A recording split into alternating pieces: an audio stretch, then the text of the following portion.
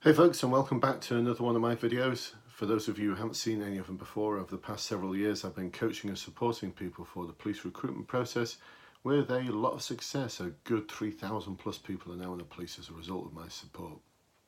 So this video this evening, at the request of a couple of people who have asked today about my seminar, what does it involve?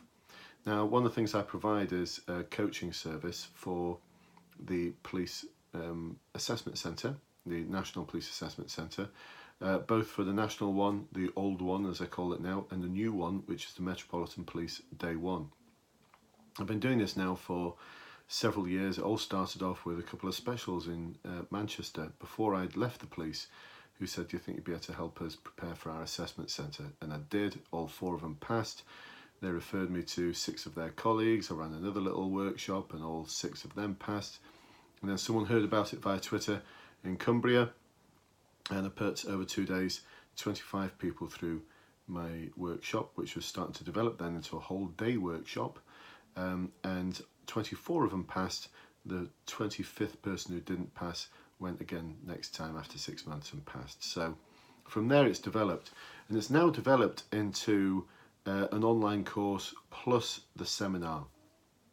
So the online course deals with a lot of the stuff that I used to deal with during the seminar day, but I worked out that as using lots of PowerPoint, lots of explanation, lots of stuff that people could do online to develop their knowledge and understanding. So that's the model we utilise now. When you enrol for the seminar, you'll do the online course, which has everything you need in it, apart from the verbal reasoning and the maths part, which accounts for about 4% of the total mark, and you can't fail on it. And there's loads of resources out there to help you anyway. Go to BBC Bitesize and you quit and that sort of thing. So why would I bother providing that resource? And plus, I'm rubbish at maths, so I'll be no help whatsoever. But the parts that are important, the written exercise, the role plays, and the interview, focus very much on those. Provide you with all the templates, support, guidance that you could ever need to be able to ace those parts of the assessment centre. But there's nothing that can beat putting it all into action.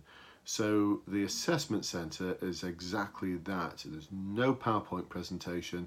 Within half an hour of introductions and going over some of the basics, we're straight into role play practice. And so a lot of the day is spent doing role play practice. And one of the bits of role play practice that we do, I call role play gymnastics. This is where it's not like Twister or Naked Twister or anything like that. We don't do that kind of thing, and you're not going to be doing flips across the floor. But it's gymnastics, and it's gymnastics for the mind. Because what I will get you to do is role play with each other, so that everyone gets the opportunity to role play, not just role playing with me, which is very few people because there's only a day we've got. But role playing with each other. And so what I'll get you to do is to go out of the room where I present the role player with a script, and all the person knows who's left the room is that they're going to be a customer services officer at the West Shire Centre, and they're going to speak to a member of the public or a shopkeeper. Second role play is a shopkeeper, but the first role play is a member of the public who wants to make a complaint, and they don't know anything else. So it's gymnastics in that it forces you to ask really good questions. Unless you ask really good questions, you won't find out what the nature of the role play is all about. And you won't be able to then link that to the policies at the West Shire Centre, and then that won't enable you to come up with outstanding solutions based on enforcement, prevention and advocacy. And then it won't allow you then to come up with some really good ways of assessing and monitoring your progress as you deliver the result. So there you go, there's culture in action. So they always go down really well, the role play gymnastics, because it gets everyone involved and it gives everyone the opportunity to rehearse and practice, because that's one of the things that most of you aren't doing. You're not rehearsing and practicing enough.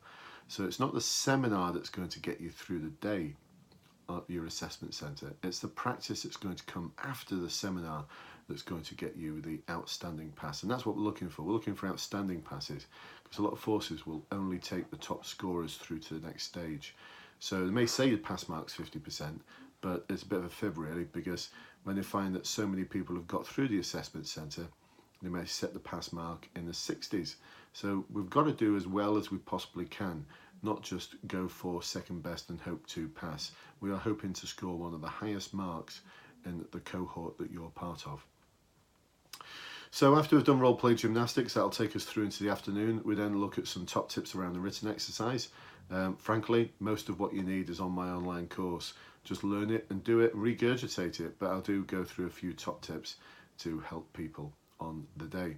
And then we do some work around the interview, and ensuring that you're going to nail it on the day for the interview, because you're going to be asked 4 questions.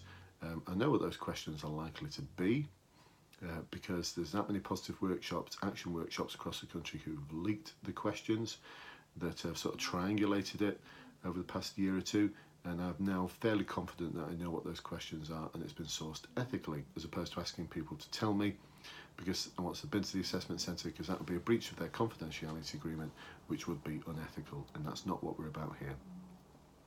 So the rest of the day is spent looking at that.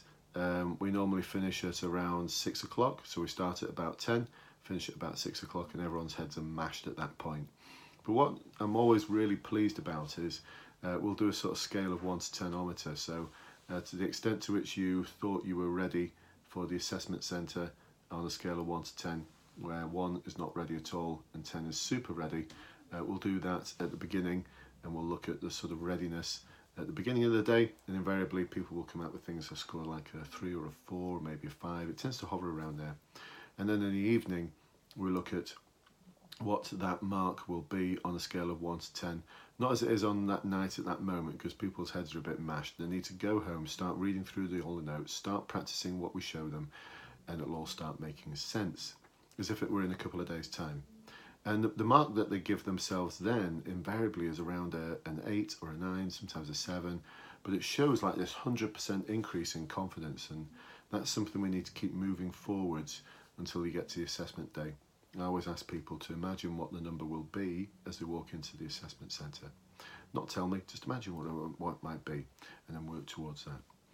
So there you go, folks, that's the seminar, and I'm that confident in it that if you do the work I ask you to do and you do not pass, I will give you a refund. How cool is that?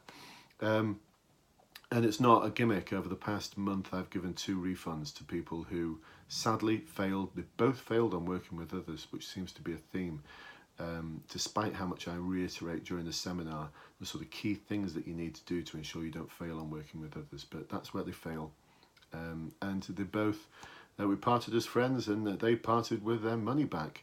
So I don't mind doing that, because that's my offer. Try that with a book from Waterstones, eh? One of those sort of how to become books. Can you imagine buying one of those from Waterstones or Amazon and then not passing your assessment centre and taking it back saying the book didn't work? I want another one. I want a refund. The book didn't work. I went to the assessment centre and it didn't pass. So can I have a refund, please? You can imagine what the response might be. Well, the response from me, as long as you've given yourself a month between signing up for the online course and your assessment centre, because there's a lot of work to do, and as long as you can demonstrate within 24 hours of receiving the bad news that you've completed all of the worksheets as part of the course, then I will give you a refund, no questions asked. It's a no-brainer for me, really, because I give so few refunds out that it doesn't really make that much difference to the amount of food you can put on a kiddie's table. So anyway, folks, I hope you found this informative. It's not something that's really going to help you at the assessment centre, but it's just to give you a bit of a feel for what is going on in my seminars. Remember, this is for the National Search Assessment Centre. See one of my other videos that I'll put out there on what the new Day 1 seminar. I'm now going to be running the 4th one coming up soon. They've been really successful. The success rate coming from those has been really high. So for those of you going for the Day 1, search it out on YouTube or Facebook, and you'll find a video which I've put out there which tells you what that day covers, and it's different to what this day covers. Okay, folks, like I said, hope you found it informative, and I shall speak to you very soon. Bye bye for now.